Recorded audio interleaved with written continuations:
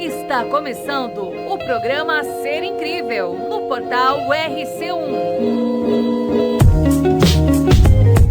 Com a apresentação dela, Estela Maris. Empoderamento, autoestima, crenças que te limitam e muito mais.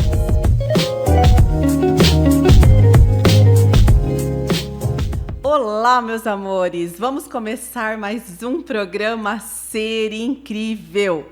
Conta pra mim, vou continuar insistindo, o ano quase acabando.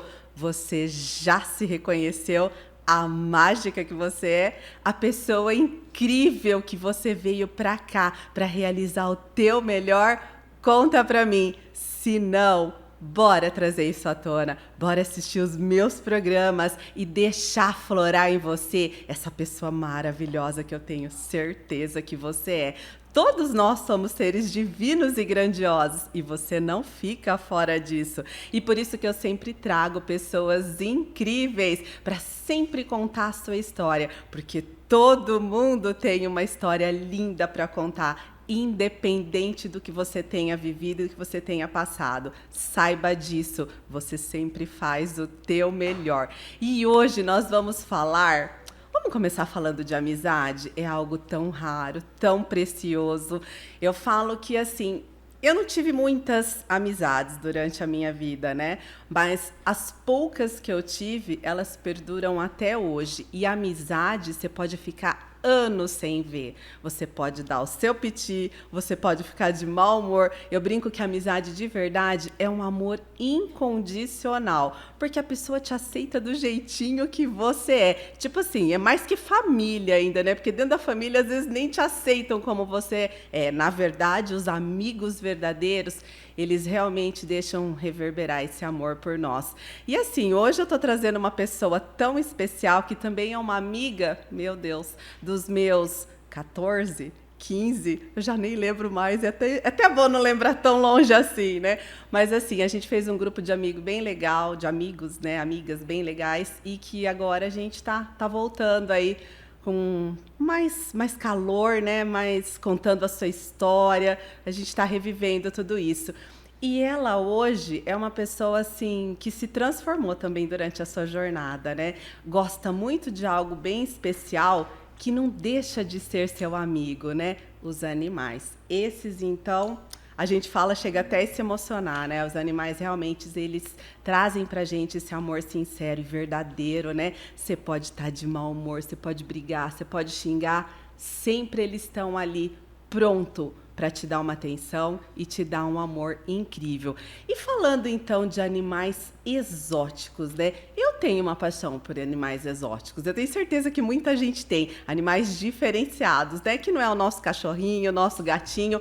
E ela também foi o que trouxe para ela desde pequena essa vontade, essa proximidade aí dos animais, né? E hoje nós vamos receber a Cláudia Ladeira, que é uma amiga muito especial e que tem aí uma história muito incrível para contar pra gente. Olá, Cláudia, seja muito bem-vinda. Obrigada pelo convite, né? Vamos ser incríveis juntas. Sim, hoje. Com certeza. Que delícia você estar aqui.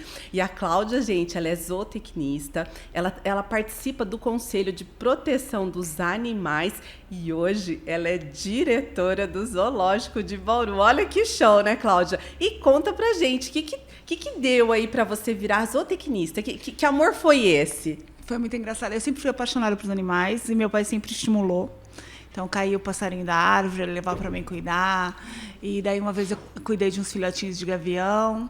Daí, eu estava no Colégio São Francisco e a gente tinha aquela maratona de ciências, né? E eu me apaixonando cada vez mais. Cachorro e gato, para mim, já era mais do que um grande amor, mas meu amor ia além.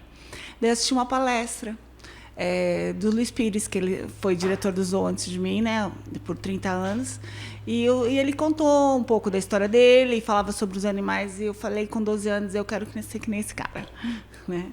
Daí eu falei, bom, e o que faz um zootecnista, né? Daí eu fui entender, com 17 para 18 anos, realmente o que eu queria. E foi a única opção minha na faculdade. Lá eu entendi que o zootecnista não mexe só com animais silvestres, que era a minha paixão, exóticos e silvestres, que ele vem toda aquela parte de criação bovina, equinos, galinhas, né? Toda a parte de animais de produção, mas eu sempre firme que eu queria ir para os silvestres, né? Silvestres exóticos. A gente chama de exóticos os não brasileiros e silvestres os brasileiros. Eu falei, é isso que eu quero para mim. Fui para a faculdade, demorou um pouco, mas consegui chegar exatamente onde era o meu sonho, né? Sim, com certeza. E assim, explica pra gente, porque eu também não tenho muito conhecimento, o zootecnista, essa palavra, o que ela abrange? Ela abrange criação animal. Tá? O que o zootecnista ele vê?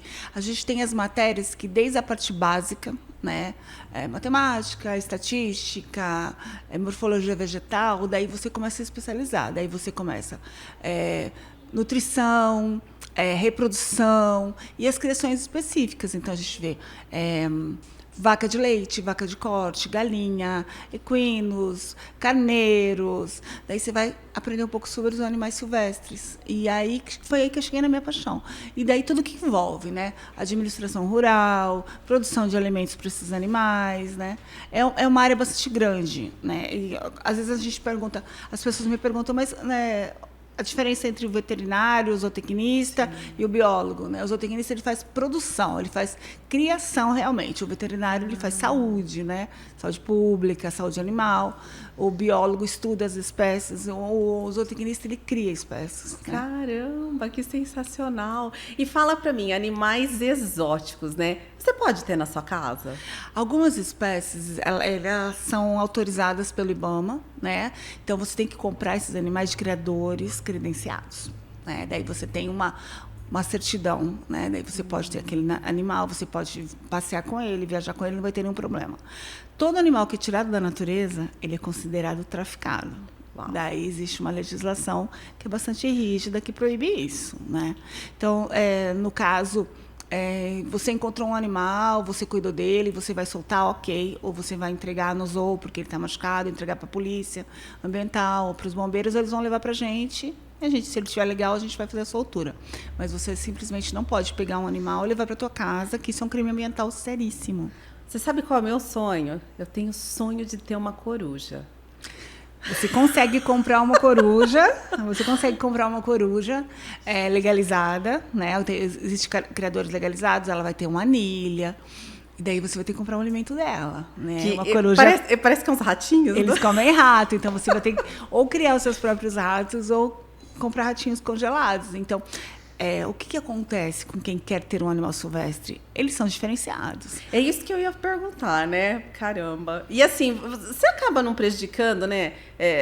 Você está tirando ele de um habitat tão natural e trazendo, às vezes, para um lugar tão diferente, tão fechado. É bom pegar pequenininho ou eles, mesmo pequenininhos, eles sentem isso? O que acontece é o que a gente indica. Você não adquirir um animal, por exemplo, que é um animal grupal.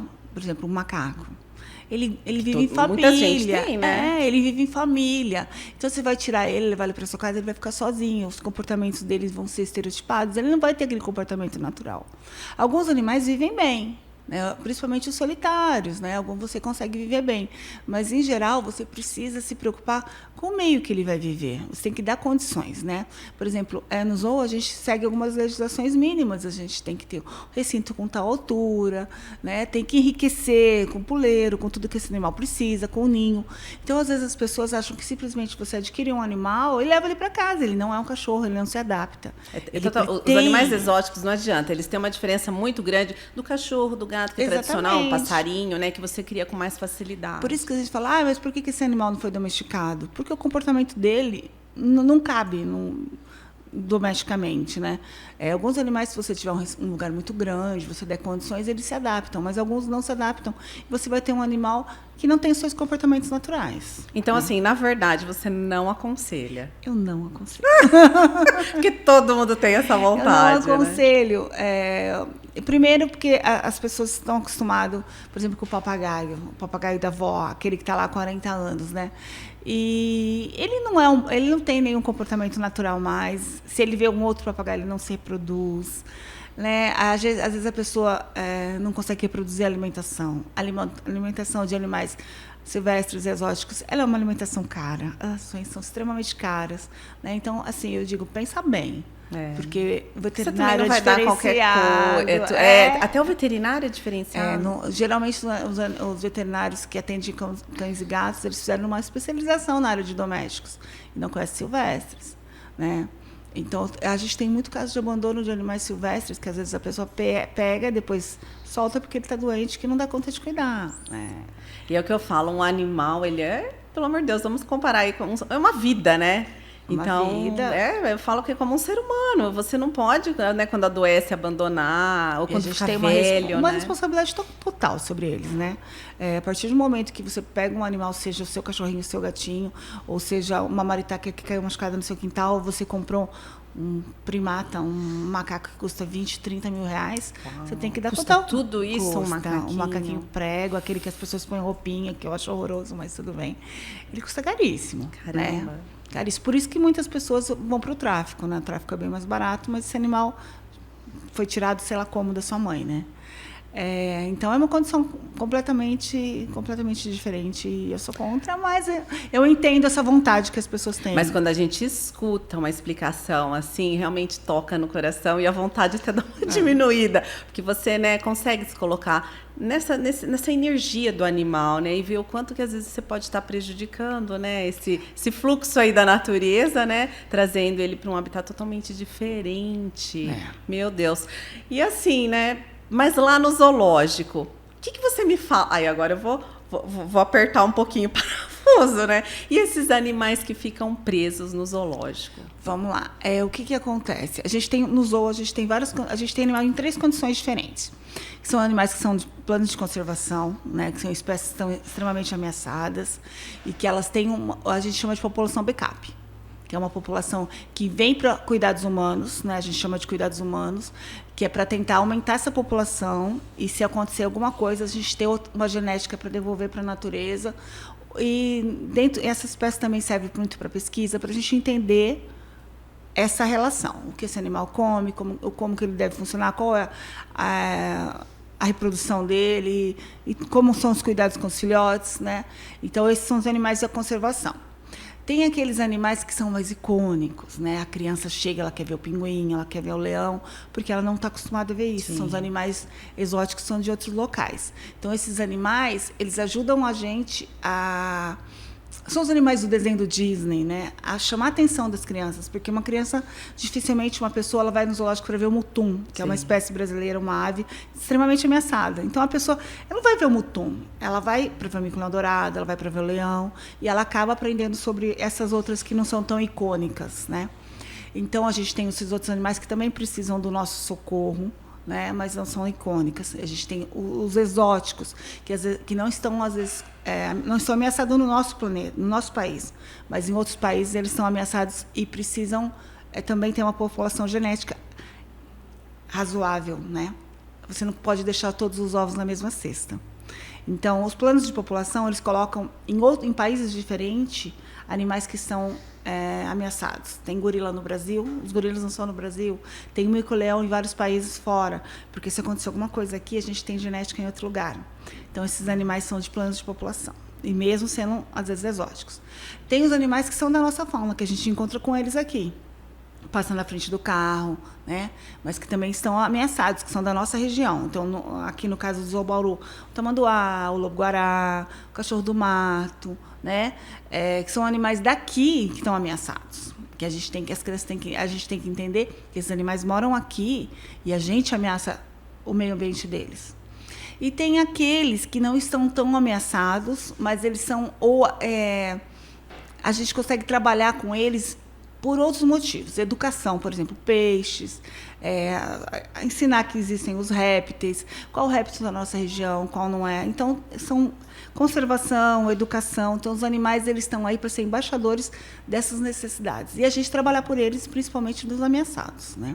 E tem animais que são extremamente ameaçados, né? Por exemplo, o sauinho de coleira, que a gente não tem hoje exposto, mas a gente tem no no extra, é um animal que é extremamente ameaçado. E o Zoo Bauru sempre conseguiu reproduzir ele muito bem e mandar casais para se reproduzir em outras instituições. Então, legalmente falando, né, que nem bem que eu vou apertar a a gente fala de animal aprisionado, na verdade lá não é bem isso, né? Porque vocês dão toda uma estrutura, né, do ambiente. O que eu digo que eles são sobre o nosso cuidado, a gente é totalmente responsável por eles. Então, a primeira coisa no zoo é bem-estar animal, né? E quando a gente tem um animal saudável, a gente não consegue ter exposição de um animal, você não vai visitar um animal doente, machucado. Apesar da gente ter animais sequelados no zoo, animais às vezes sem asa, que sofreu algum problema, com pino na perna. Então, primeiro a gente dá bem-estar para eles. Condições de viver bem, de se reproduzir, nutrição, um acompanhamento veterinário, um acompanhamento de biólogos. Então, a gente tem no zoo 3 veterinários, 2 biólogos, eu como zootecnista, né, sempre trabalhei na parte de nutrição, para dar condição para esses animais. Porque um animal doente, sim, ele não vai se reproduzir, ele não vai ser geneticamente importante, né? Então, tem todo esse trabalho. E a gente faz também o trabalho de resgate, né? Aquele filhotinho que caiu na frente da sua casa, você vai ligar para o bombeiro, ele vai levar para a gente, que foi atropelado, a cobra que às vezes foi cortada na hora de passou um trator, os filhotes que aparecem de queimadas, né? Os filhotes abandonados, ou às vezes a pessoa encontra um filhote, chama a polícia, chama o bombeiro, eles vão para o zoo. Então, tem esse papel. E a gente tem muito animal lá que não tem condição simplesmente não tem condição de voltar. Ou porque chegou muito pequeno, não aprendeu a viver, ou porque tem alguma sequela, né? Então, acabam ficando no zoo. Então, essa é a nossa grande responsabilidade. E você tem acomodações especiais para isso? Tem. Que não é à vista do público? Não, a gente tem o setor extra, né? O setor veterinário, o setor extra, que é onde a gente cuida desses animais. Eles estando legal, por exemplo, às vezes fica 2, 3 dias, só bateu a cabeça, eles são imediatamente soltos.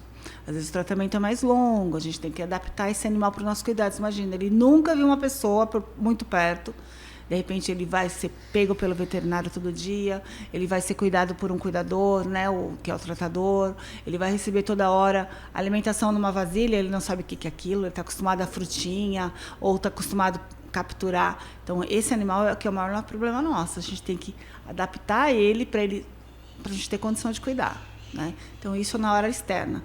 Esse animal ficou legal, a gente solta ele. Mostra a maior felicidade. Não tiver condição de soltura, a gente ou incorpora ele no plantel do zoo ou coloca ele à disposição para algum outro zoo para fazer um pareamento, né? O importante é a gente parear os casais que são importantes para a reprodução. A gente simplesmente não pode reproduzir por reproduzir e encher o zoológico de bicho, né? A gente vai reproduzir esses animais, dar uma condição legal para eles. Todo mundo que está ali ama animal, né? Eles falam, eles estão presos. Não tem como trabalhar lá, né? Sem esse amar, amor. Né? Então, a gente faz... Todo mundo ali está trabalhando o máximo possível para fazer o bem para eles. Então, o bem-estar é o que mais importa para a gente. Que maravilha, que delícia. E vamos lá, vamos partir para uma outra parte, né?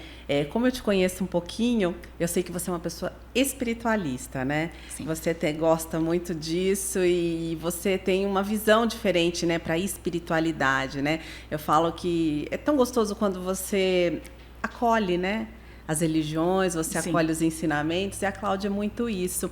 E agora me tira uma curiosidade que às vezes eu sempre assim tento conversar com algumas pessoas sobre isso. Tem gente que fala, não tem. Não tô dizendo, eu, assim, pela parte espiritual, eu sinto isso. Todos os animais, eles têm um sentimento? Tem. Cada um dentro da sua espécie. É o que eu falo, cachorro, gatinho é mais, né? E os exóticos? Então, você sente, por exemplo, mesmo entre eles, os cuidados mãe e filhote, é muito legal, sabe? Se você acompanhar um primata cuidando do seu filhotinho, você vai ver, nossa, tem muito de Deus ali, né?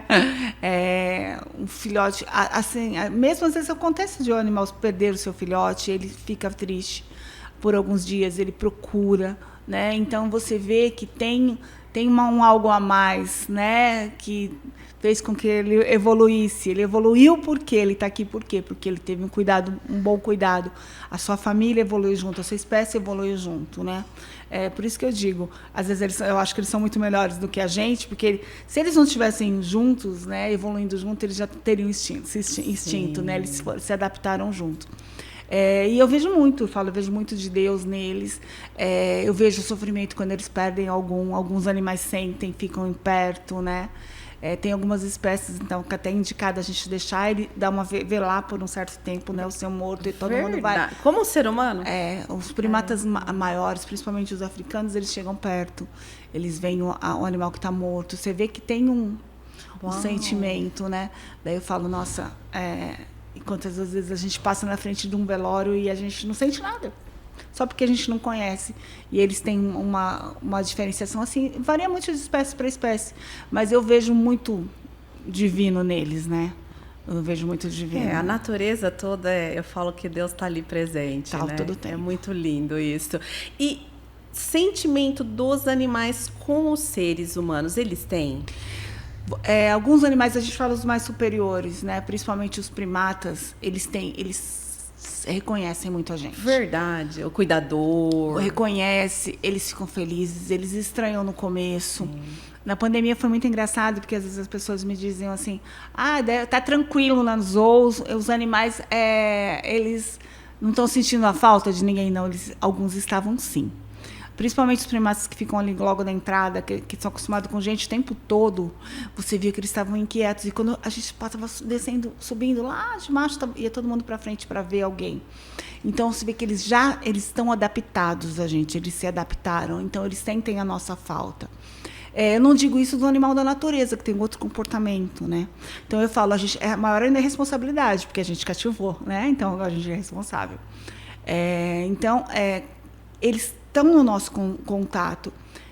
Às vezes o filhotinho fica andando atrás de você porque ele não tem a mãe, que você cuidou dele desde pequenininho. É real. E a gente tem que saber qual que é aquela linha tênue de deixar o animal dependente ou não de você. Então, eu não quero animal dependente de mim. Eu não quero aquele animal que não se reconhece como animal. Então, a gente cuida deles, ensina eles a comerem, deixa eles legal se eles estiverem machucados e quer que eles sigam a vida deles. Daí é hora de se afastar um pouco, né? A gente sabendo que eles estão apegados, mas eles vão deixar de cumprir o papel deles de animal, de reproduzir, porque um animal que é muito imprintado com o ser humano, ele às vezes não reconhece o seu outro, né? O outro da sua espécie como par. Então, chega aquele momento que é o momento de você começar a se afastar. Ele deixa de ser seu filho, porque quando você está cuidando do bichinho na mamadeira, ele fica seu filho, você põe o nominho, ele começa a deixar de ser seu filho, voltar a ser um animal geneticamente importante, que tem o direito de ter personalidade animal, tem o direito, se ele é feroz, ele tem o direito de ficar feroz. Se ele tem o direito de ter medo de você, em algum momento ele tem que ter, né? De correr de você, ou então mostrar os dentes para você. Então, é o momento de se afastar, voltar. E falei para agora, ele não precisa mais ser meu filho, ele tem que ter a personalidade dele. E esses animais exóticos, nem tem gente, né? Bom, o macaquinho ainda vai, né? Que ele, né, o primata, ele é mais assim. Mas vamos por uma coruja, um jabuti. Você acha que eles criando com a gente, se eles também vão gerar um sentimento ou não? Tem gente que fala, não, eles não têm sentimento. Não, eu acredito que tem sim. Eu acredito, pela minha experiência, que eles criam um vínculo. Eu não sei que nome que a gente dá para esse vínculo, né? Mas é um vínculo e é importante. É importante para eles. Eles vão saber que a gente ali está cuidando, que a gente tem um carinho. Eles sentem, acho que isso. E você percebe bastante esse vínculo quando chega algum animal que foi apreendido, ou que, por exemplo, um papagaio que o dono faleceu faz tempo. Ele ficou 30 anos com aquela senhora, a senhora faleceu, a pessoa vai e entrega. Ele fica dias que ele não come, ele não te reconhece, ele fica nervoso, ele fica coado, né? Então, realmente, ele está triste, ele tem uma tristeza dentro dele, o comportamento dele não está normal, porque ele saiu de todo aquele ambiente que ele tinha. Né? Você cativou ele, né? E hoje ele não tem mais você. Então, é nesse momento que eu te digo, quando a gente... Essa proximidade que a gente cria pelos nossos animais, cachorro, gato, a gente fica muito responsável, porque quando a gente sai de perto e vai viajar, às vezes ele não come, às vezes ele não se mexe, né? E com algumas espécies também acontece. Algumas espécies de animais, elas são mais ou menos que treinadas, né? A gente treina, por exemplo... ele sabe que para comer ele tem que entrar em tal lugar. A hora que ele entrou para lá, a gente vai aproveitar e limpar aqui onde ele estava. Então já né? tem todo Então ele acostuma, a gente chama de manejo isso, né? Eles são manejados, né? Então ele se acostuma até facilmente com o manejo. Então você não precisa passar a mão nele para ele passar para o lado de lá, ou para ele entender que ele tem que vir ou não vir, né? Então a gente vai manejando. Então é uma espécie, um jeito de você manejar o animal, de você trazer ele para perto de si, sem ficar tentando amansar. Sim. E aquelas coisas antigas que existiam, né? Tirava dente no circo, para o bicho vir, ou usava o chicote. Isso não existe mais. Isso não pode isso existir. Foi assim uma evolução maravilhosa. Não pode né? existir. Porque, com treinamento você consegue fazer um animal vir, mostrar o pezinho. Os veterinários estão treinando alguns animais no zoo para tirar sangue, né, com o target. Então a gente tem que fazer uma manejada de uma maneira que você seja o menos a gente seja invasiva, né? Não faça com que o animal sofra porque você precisa fazer um manejo nele. Respeitar realmente a espécie, seja qual for, a gente tem que respeitar. Né? E se ele não quiser interagir com você, simplesmente ele tem o direito de não interagir. Né? Ele não quer vir. Às vezes a pessoa fala, mas ele não vem para a gente não tirar foto. É o direito dele não querer tirar foto. É o direito dele de ficar na casinha. Né? É isso que a gente tem que se respeitar. E o que você me fala do adestramento? Você acha que é forçar o animal alguma? Eu acho que o adestramento é uma das melhores coisas que existe. Melhores? Assim como o treinamento, a gente chama de treinamento, porque você ensina ele a fazer algumas coisas, desde que você não use nenhuma violência, né? Por exemplo, ensina que ele tem que pôr a coleira, né? Ou ensina que ele tem que passar, que ele tem que entrar, onde ele tem que dormir, de uma maneira suave, né? Sem sofrimento. Você não tem que gritar com o animal, né? No começo ele pode ficar um pouco perdido, ter que entrar numa rotina diferente, mas com o tempo ele vai saber que ele pode confiar em você quando ele vai pôr a coleira, né? Tudo é uma questão de confiança. O animal ele tem que confiar em você para passar. Então, nós resgatamos um cachorrinho na estrada, né? E assim, eu fui tentar colocar uma coleirinha nele, né? Ele muito livre. Ele foi comendo a coleirinha assim no pescocinho dele, porque ele não aceita. O que é isso em mim, né? Então, que é isso em mim? Muito louco isso, né? E aí você acha que com o adestramento a gente conseguiria fazer ele ter essa aceitação? E, por exemplo, um animal, um cachorro grande, aqueles que pulam, né? Eu sou contra o adestramento de violência, né? Eu acho que o adestramento... Eu sou a favor de um adestramento da polícia, né? Sim. Que isso é indiscutível, né? Mas para ataque de uma pessoa, um cachorro que está dentro do quintal, ele não precisa fazer ataque, né? Ele não precisa ser seu cão de guarda.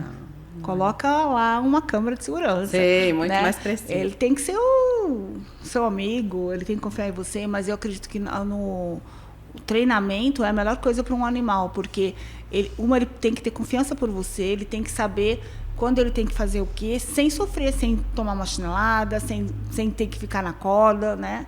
Eu gosto do adestramento, eu acho bastante importante. Que legal. É uma curiosidade que acho que um monte de gente tem, né? Que a gente fica se perguntando às vezes, né? Se é bom ou se não é. E vamos lá, né? E lá no zoológico você tem mais projetos? O que você tem aí para... Eu já sei que lá é um mundo encantado, né? Eu falo que o zoo é minha vida e ela fica 10 horas lá dentro, é a minha paixão. O que acontece com o zoo? A gente está reformando algumas estruturas, né? Hoje o restaurante está quase pronto, um hospital veterinário bastante grande, né? Porque a gente estava num lugar bastante pequeno.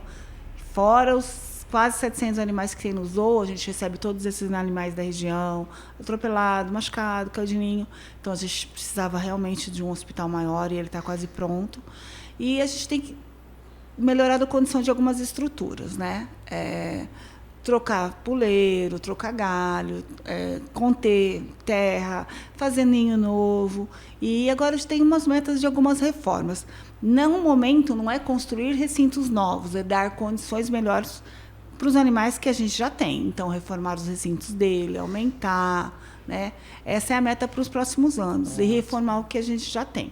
Depois que a gente estiver com o zoológico melhor adequado, né? A gente está colocando vidro em vários recintos para melhorar a visualização, diminui o barulho, porque você sabe que às vezes as pessoas exageram no barulho, o vidro quebra um pouco o barulho, né? Dá aquela sensação de mais bem-estar para o animal e para a gente, que está vendo, que quer ver o animal plenamente. Então, essas são as expectativas. Que legal. E para as crianças, tem projeto tem alguma coisa de férias para eles lá? A gente tem o curso de férias, que agora, nos próximos dias, está liberado no site do Zoo a inscrição. Então, a gente tem o curso de férias que é em janeiro. A gente começa com criança a partir de 5 anos, vai até os 15 anos, são 3 etapas, né, de idade. E no mês de julho. As crianças, a gente agenda visitas para as crianças em períodos de aula, junto com essas escolas, ou projetos sociais. Elas têm isenção de portaria, a gente não faz nenhuma cobrança de terça a sábado. Então, de terça a sexta, as professoras podem ligar e agendar as visitas. E tem a questão da visita monitorada, que aí é uma coisa mais específica. Por exemplo, você vai com a sua turma, a professora diz, olha, a gente está vendo um mamífero, e a gente faz uma visita mais diferenciada e coloca monitores para tirar as dúvidas das crianças e explicar toda a rotina dos animais no zoo. Qualquer outra coisa que a professora quiser tratar, né? Às vezes ela fala, eu estou trabalhando com répteis, estou trabalhando com biomas, a gente vai dizer, esses animais é da Mata Atlântica, esse é do Cerrado. Então, a gente tem esse trabalho também no zoo. Gente, é maravilhoso, né? A gente não imagina, assim, essa introdução com as crianças, né? A educação ambiental, ela é muito importante, porque a gente acredita que se a pessoa não amar, ela se encanta com o animal. Ela vê um animal lá, por exemplo, ela vê um animal da nossa região, um tamanduá, ela gostou dela, ela se encantou, ela tem que entender para esse animal continuar estando na nossa região, o que tem que acontecer. Que tem que diminuir o atropelamento, que tem que diminuir o desmatamento, que ela não pode jogar lixo em qualquer lugar. Então, aí entra a educação ambiental. É isso que a gente trabalha com as crianças. Você amou o animal, você quer que ele continue ali? O que você tem que fazer, o que você não pode fazer. Então, é isso que é um trabalho bastante importante. Mostrar para a criança que não é um brinquedo, né? E principalmente na questão sujeira, limpeza, sabe? O lixo, o descarte, né? Que começando lá de baixo. É toda uma educação, e é preciso, né? Senão a gente não consegue preservar nada. Se ela não entende, se a criança não entender que começa dentro de casa, se a mãe não entender que se ela não dizer para o seu filho, recolhe o seu lixo depois que você vai na lanchonete, recolhe o seu lixo dentro de casa, que o resto todo não vai acontecer. Não tenha dúvida. E tira uma curiosidade que eu não entendo. Tem alguma ligação que é tão grudadinho com o Jardim Botânico ali do lado? Nós somos divisão zoobotânica, né? Então, a gente está sobre a mesma secretaria, que é a Secretaria do Meio Ambiente, mas são administrações diferentes. O pessoal lá é fera e na parte de plantas. A gente gosta muito de planta, eu amo. A gente tem nossos jardins lindíssimos, né? Os jardineiros do zoo fazem um trabalho incrível. Mas a hora que é na questão trabalho ambiental, Bauru, ela está numa região de transição muito importante. Cerrado, Mata Atlântica. Então, a gente tem animais de cerrado, animal de Mata Atlântica e tem árvores e vegetação dos dois locais. Então, o Jardim Botânico trabalha muito bem esse local, né? As possibilidades que a gente tem na nossa região. Que lindo. Lá é um lugar maravilhoso. Bom, os dois, né? E a visitação, assim, de final de semana é sensacional ali no zoológico, não? A gente tem bastante visitação. E vem de todas as cidades, né? E de longe, né? Não é só aqui da região. A gente consegue acompanhar bem as escolas que vêm. A gente recebe praticamente aqui do centro-oeste do estado todo. Universidades, que são as visitas monitoradas para, geralmente, veterinários, biólogos, zootecnistas, às vezes engenheiro ambiental. Também a gente recebe, às vezes, até de fora do estado, né? E no final de semana, muita gente. Excursão. Dia da criança, a gente tinha 16 ônibus de excursão dentro do zoo, dos mais variados locais. E a gente também recebe bastante grupo de terceira idade. Verdade. Bastante grupo de terceira idade. É tão grande, não é cansativo para eles ali a caminhada? Mas eles chegam no maior pique, às vezes mais que as crianças. Olha só. A gente tem os carrinhos, né? Se precisar de alguma ajuda para subir, tem os carrinhos elétricos, né? Às vezes a pessoa não tem problema de locomoção, né? Os gestantes, a gente tem aqueles carrinhos elétricos, né? Todo que dá para utilizar. É só ligar no zoo e pedir para reservar. Que show, né? Então, assim, o zoológico está em muito boas mãos, né? A gente faz, são 14 anos lá, né? É uma paixão. Então, hoje eu tenho a oportunidade de colocar um pouquinho a minha carinha lá, né? Na diretoria. O trabalho lá sempre foi maravilhoso, sempre foi muito bem feito. E é um desafio você continuar esse trabalho, né? Sim. Com aquela carinha de mulher, né? Não é? Quero mais florzinha, quero isso, vamos pintar, tá descascando. A mulher é um pouquinho mais chata, né? Sim. Os meninos penam um pouco lá comigo.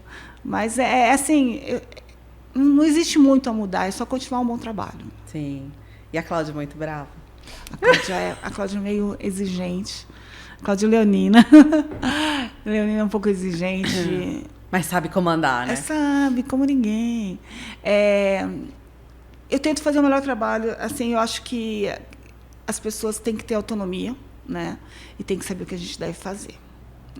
Acho que todo mundo, ninguém está de brincadeira, todo mundo sabe, desde quem cuida da portaria, os técnicos, a gente sabe o que a gente tem que fazer, e todo mundo tem que fazer, né? Sim. A gente distribui serviço e cada um faz o que tem que fazer da melhor maneira possível. Com certeza. E para preservar esse mundo encantado, né, que é o zoológico, meu Deus, tem que ter uma pessoa realmente de fibra e de conhecimento, né, como... Eu acho que você foi assim, é o que eu falo, toda a sua trajetória, né? Ela foi te direcionando. É legal porque é um reconhecimento, né? É um reconhecimento do trabalho. E é um legado, né? Eu vim porque eu gostava do trabalho do Luiz Pires, depois veio o Astério, também trabalhei com ele todos os tempos, agora sou eu. Logo vai ser outra pessoa, né? Porque eu acho que também não é saudável a gente ficar eternamente em lugar nenhum, né? Porque... Né, quando vier outra pessoa, que ela coloque, né, as suas prioridades. E cada um vai colocando a sua cara, mas na prerrogativa de que importa.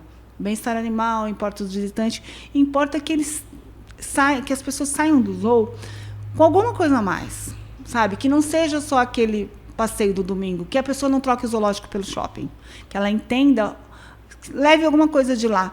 E a gente percebe o tanto que as pessoas dão mais importância para esses lugares depois da pandemia, depois de terem ficado tanto tempo fechados, né?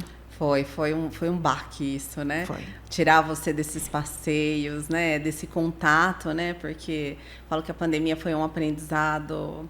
Muita gente aprendeu, muita gente não, né? Mas, assim, é muito gostoso quando você tem um entendimento, né? De tudo isso, né? Eu falo essa guerra, né? Invisível que foi, né? A gente, de repente, saía, estava tudo paralisado, não podia esse contato, né? E como faz falta a gente ir nos lugares, né? Ter esses momentos. E que bom que voltou tudo isso, né? Esperamos aí que isso não volte mais, né? Isso é muito bom. Que delícia! E eu quero que você deixe aí um convite para esse pessoal, né? Para quem é de fora, vir para o zoológico. É um passeio aí que você pode passar o dia. Qual que é o horário de funcionamento? O zoológico abre todos os dias. Ele só fecha no dia do Natal ou no dia do Ano Novo. Então, ele abre de segunda a sexta, das 8 às 16. E sábados, domingos e feriados, das 8 às 17. Né?